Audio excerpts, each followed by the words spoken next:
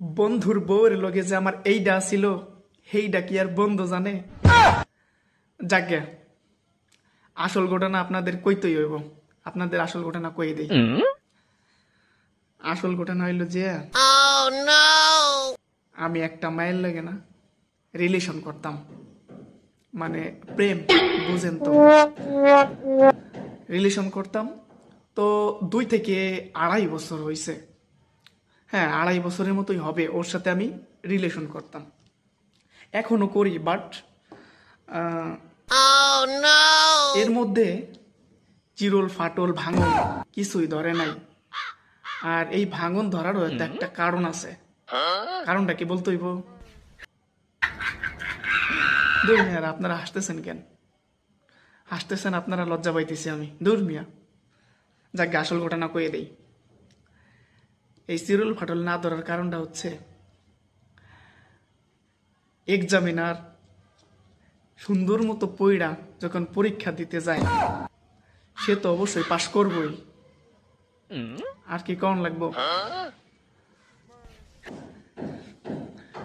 তো নিয়মিত দেখা সাক্ষাৎ আর কি হইতো, কইয়াই দিলাম। তো এইভাবে চলতে আছে। তো গত 2 দিন আগে আমার এক বন্ধু আমার আইসা বলতাছে যে, দোস্ত আমি তো বিয়া করে ফেলছি। তো আমি বললাম, বিয়া করে ফেলছোস তো খুশির সংবাদ, ভালো কাজ করছোস। তো বললাম, কোন মেয়েকে বিয়ে করলি, বাড়ি কোথায়, মেয়েকে মানে মেয়েটা কে?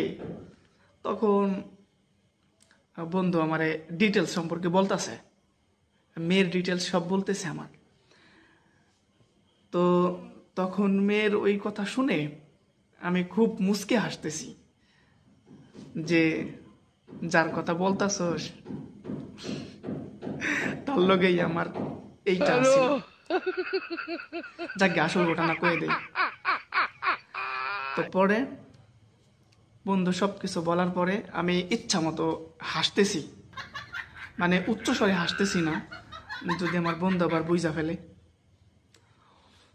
তো মুচকে হাসতাছি।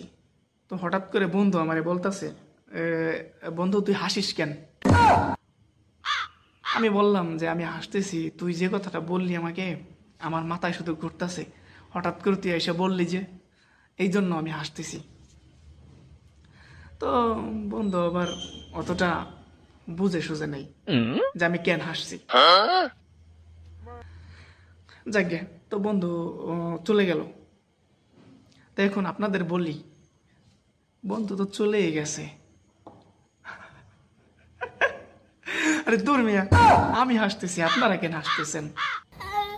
আমার হাসার একটা কারণ আছে, আপনাদের কারণটা কি বলেন? যাকে আসল ঘটনা কয়ে দেই। আগে ছিল দূরে, এখন হয়েছে কাছে। মানে বন্ধুর বাড়ি আমার বাড়ির পাশে। সুবিধা অসুবিধার একটা ব্যাপার আছে। এখন আপনারাই বলেন যে এখন আমার সুবিধা হয়েছে নাকি অসুবিধা হয়েছে। এক্ষুনি কমেন্ট বক্সে যান, কমেন্ট করেন।